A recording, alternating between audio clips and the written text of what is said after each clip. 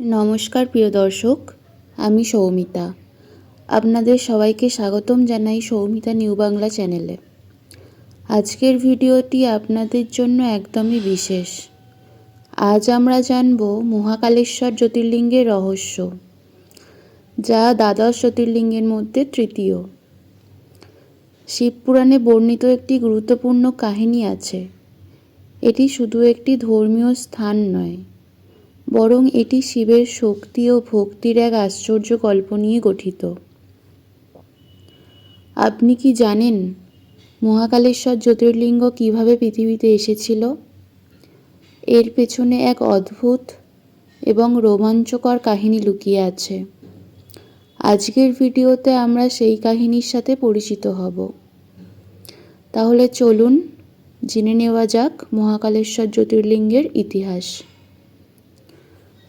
এটি ছিল বহু বছর আগে অবন্তী নামক এক শহরের ঘটনা, যা এখন উজ্জয়িনী নামে পরিচিত।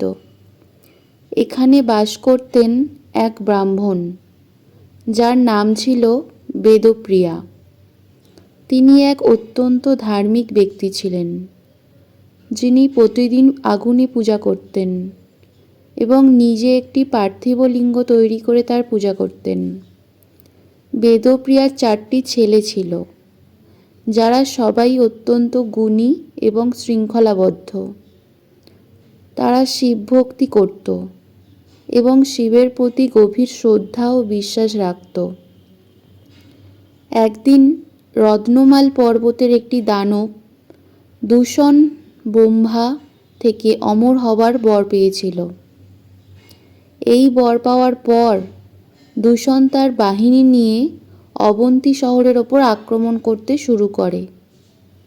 দূষণ নিজের অমরত্বের অহংকারে ঋষিমুনিদের হত্যা করতে থাকে এবং শহরের ওপর এক বিভীষিকা সৃষ্টি করে।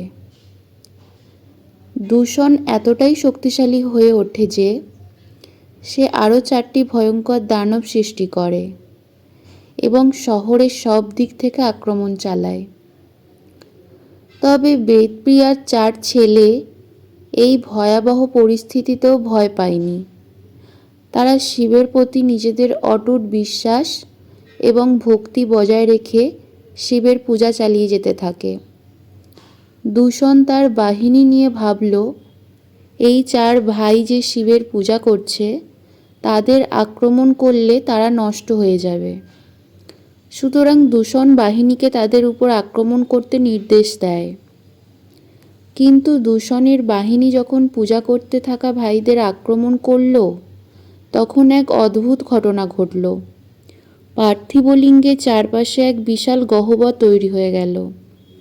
সেই গহ্বরের মধ্যে দূষণ এবং তার বাহিনী পড়তে থাকে। শিব মহাকাল রূপে গহ্বর থেকে বেরিয়ে এসে দূষণকে সরাসরি চ্যালেঞ্জ করেন ও বলেন, আমি এখানে এসেছি তোমাদের ধ্বংস করতে। এরপর শিব মহাকাল রূপে দূষণকে তার শক্তি দিয়ে পরাজিত করেন এবং দূষণ মারা যান। তার বাহিনী ভীত হয়ে পালিয়ে যায়। শিব এই দৃঢ় বিশ্বাসী ব্রাহ্মণ ভাইদের প্রতি অত্যন্ত সন্তুষ্ট হয়ে তাদের মোক্ষ দান করেন। তিনি তাদের বলেন, তোমরা শিবের প্রতি যা বিশ্বাস রেখেছ, তার পুরস্কার আমি তোমাদের দেব। এরপর শিব গহ্বরের মধ্যে মহাকালেশ্বর রূপে বসে যান। সেই গহ্বর থেকেই মহাকালেশ্বর জ্যোতির্লিঙ্গের সৃষ্টি হয় এবং চারপাশে 2 মাইল এলাকা শিবের পবিত্র স্থান হিসেবে পরিণত হয়। তো আজকের এই ভিডিও ছিল মহাকালেশ্বর জ্যোতির্লিঙ্গের অদ্ভুত এবং রোমাঞ্চকর গল্প নিয়ে। এটি আমাদের শেখায় যে দৃঢ় বিশ্বাস এবং ভক্তি জীবনের সবচেয়ে বড় শক্তি। শিবের উপাসনায় শক্তি রয়েছে, যা মানুষের সব কষ্ট ও দুঃখ দূর করতে পারে। আপনাদের ভিডিওটি কেমন লাগলো কমেন্টে জানাতে ভুলবেন না এবং আমাদের চ্যানেলে সাবস্ক্রাইব করতে অবশ্যই ভুলবেন না। পরবর্তী ভিডিওতে আবার দেখা হবে। ততক্ষণ সবাই ভালো থাকুন, সুস্থ থাকুন। ধন্যবাদ।